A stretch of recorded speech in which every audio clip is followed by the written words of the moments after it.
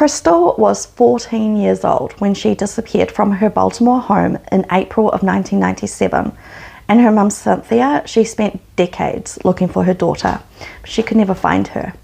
Crystal allegedly went through a horrific essay at the hands of her neighbour, and she was convinced that her mum knew about the abuse. So Crystal ran away to New York. She needed to get away from this. She changed her last name, her age, and she became a house cleaner. Then, after 20 years, Crystal decided that she wanted to finally reunite with her family.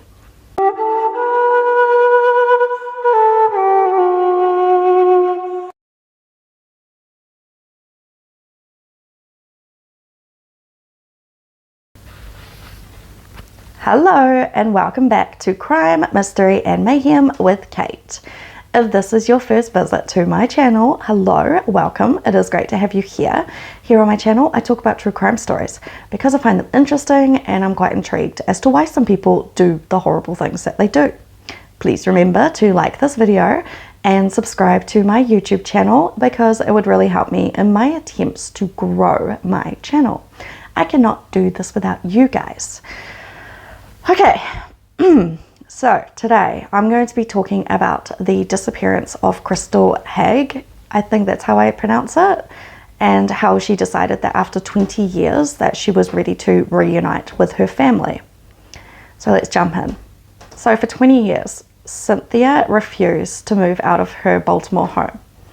She stayed put just in case her daughter, who had vanished without a trace, ever came back. So when the day finally did come, Cynthia didn't recognize the woman in front of her, but it was her daughter. Crystal had transformed into Crystal Saunders, and now she was a mother herself. She was fluent in Spanish and with a completely different birthday. Crystal Marie Haig was born on January the 29th, 1983 in Baltimore, United States, and she was the youngest of 4 siblings. Crystal's mum, she was a single parent who worked at a local supermarket, said that she was a very hard worker. She did everything she could to provide for her family. She didn't earn much money, but she was very proud to have enough to cover the basic needs of her children. So that's great. Great. According to Cynthia, her daughter was the light of her life, and she remembers that she was a sweet girl who really liked going to school. So apparently at school she won a prize in her 5th year, and she was really proud of herself for that. Cynthia also said that Crystal got along very well with everybody, including her classmates and her siblings. In Cynthia's opinion, everything seemed normal until one day Crystal just disappeared without a trace. She was gone. Her mum had no idea where she was, 14 years old. So on the 26th of April, 1997, Cynthia went to work. She was a cashier at the local grocery store. Sometime that day, her daughter came into the store to purchase some milk and some cereal. Cynthia told her daughter to stay home that day, and Crystal headed home. When Cynthia got off her shift at the grocery store, she headed home, and that's when things started to not look right. She went inside and soon realized that Crystal wasn't there. She told her to stay home that day. This was concerning, and she immediately called her friends and relatives to see if anyone knew where Crystal was. Where could she be? But no one had seen Crystal, and they didn't know where she was. It was this kind of thing had never happened before, apparently, according to her mum. So Cynthia looked everywhere, but there was no sign of her 14-year-old daughter. That's when Cynthia decided to report her daughter's disappearance to the police. So she went into the police station and she reported her daughter missing. Her mind ran through all sorts of possibilities of what could have happened to her child. Had she been abducted? Did she run away? Cynthia, she refused to believe that her daughter had been killed or had somehow died. She believed that her daughter either ran away or was abducted. She didn't know. She didn't know. So from then on, she looked for Crystal in the face of every brown-haired girl around. One day, she was going down Baltimore Street in the back of a taxi and thought that she saw her daughter outside one of the clubs on the sidewalk.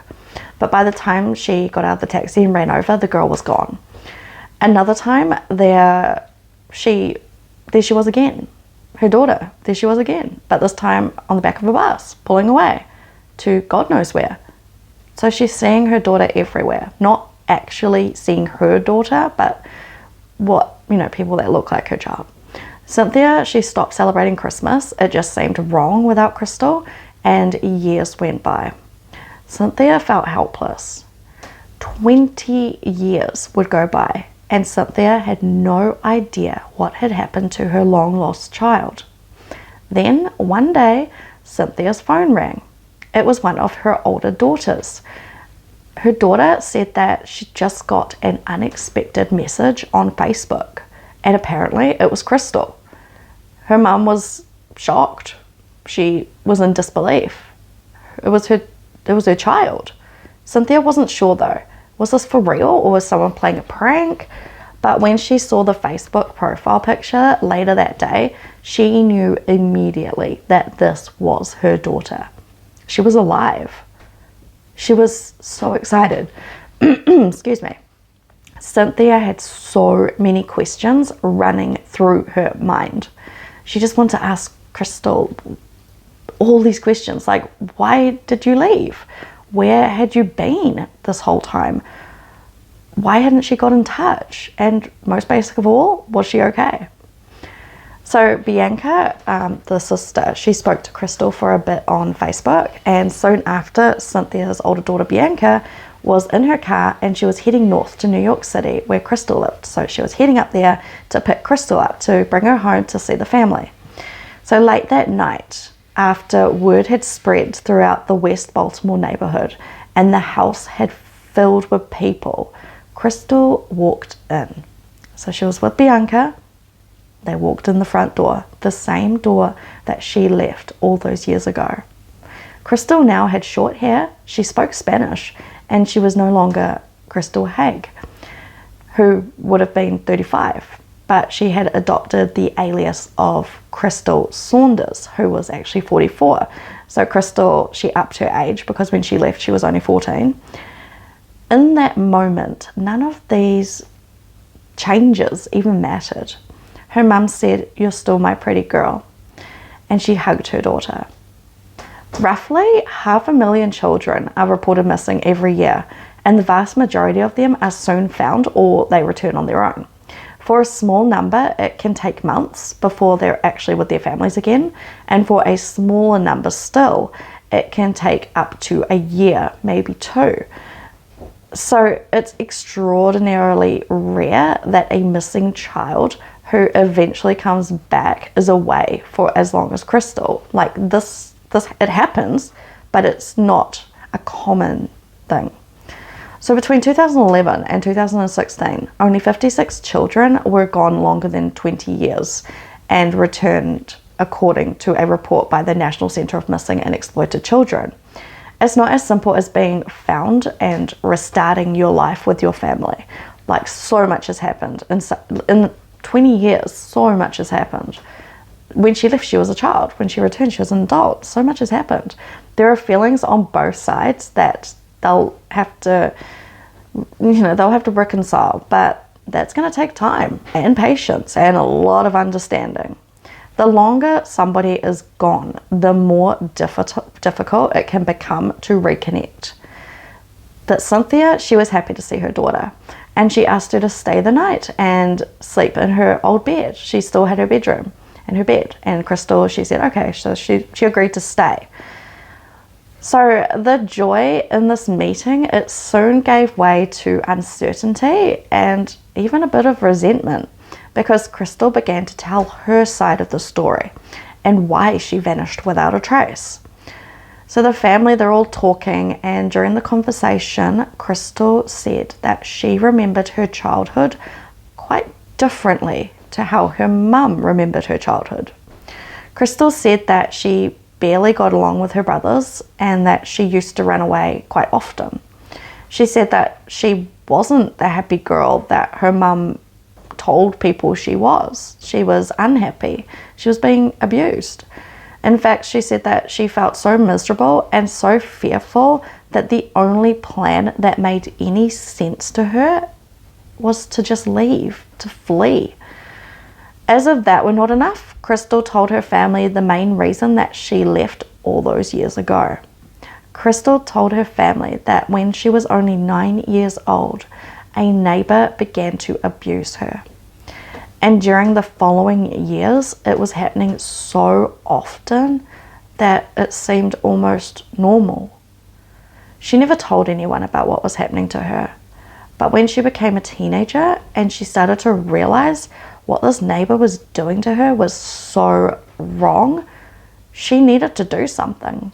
Crystal had been going through absolute hell silently, and the abuse had lasted so long that she began to think that her mum must know. She really thought that her mum knew what was happening to her. She thought that her mum knew that she was being abused, but did her mum know? And this is why Crystal decided to leave. She needed to get away from the abuse, and she couldn't trust her mum. She had enough of the abuse, and she thought that her mum knew and wasn't doing anything about it. Crystal said that she first went with some friends, and she hung out with her mates, and then once her mates all dispersed, she ended up sleeping on the street. She said that she was too afraid to go back home because she thought that she would be in a lot of trouble for leaving. This is when Crystal decided that she needed to leave. She got on a bus and she made her way to New York. Crystal remembers walking through the streets of the city at dawn and seeing the Statue of Liberty. And despite having nothing to her name, she didn't feel afraid. She was free. She was free from the abuse. For the first few nights, Crystal slept on the streets.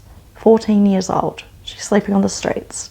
Then she went to the northern area of Manhattan and she introduced herself to everybody as this new identity. So now she's Crystal Saunders and she's 10 years older. She's now 23.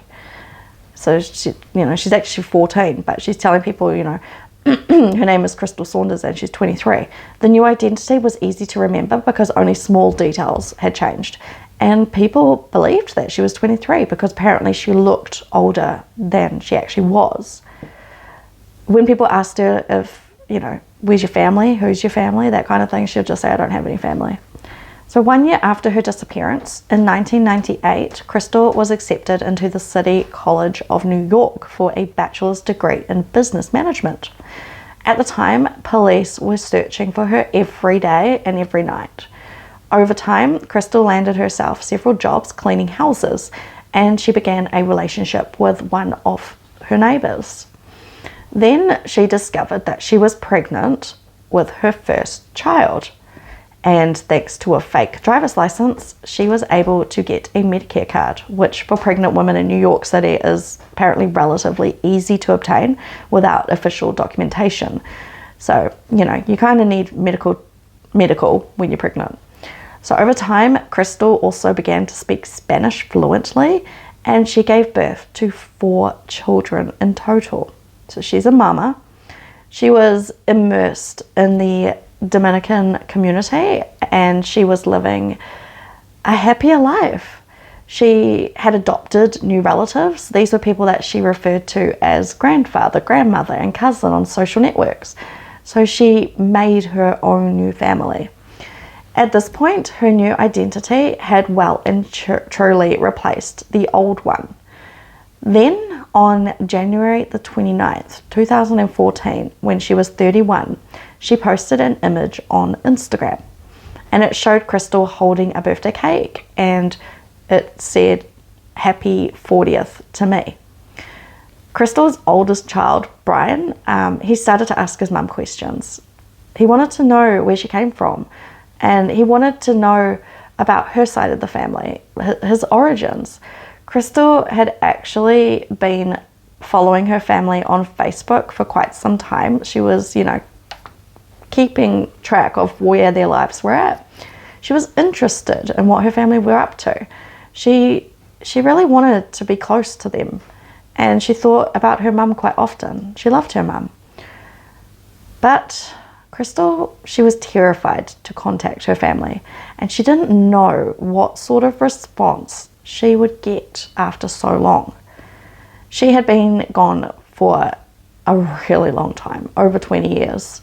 But one day, Crystal decided to take the first step, and she reached out to her sister, Bianca. That's when everything moved really quickly.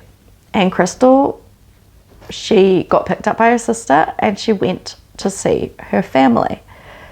When Cynthia heard about the abuses that her daughter had suffered as a child by their neighbor, she was shocked. And she told her daughter that she had no idea that this was happening to her. But still, Crystal wasn't too sure if she could believe what her mum was saying, because she was certain that her mum knew. Maybe she didn't. We will never know for sure. For Cynthia, things weren't easy, because it was like meeting a completely new person. Like when Crystal left, she was 14 years old. She was a child. And when she came back, she was an adult with a different name, different age, everything. She had kids. It was very difficult for all of them to adjust. But they tried, because this family still loved each other. Sometime later, Crystal moved with her family to Baltimore, and she currently lives with her aunt and is located quite close to her mum.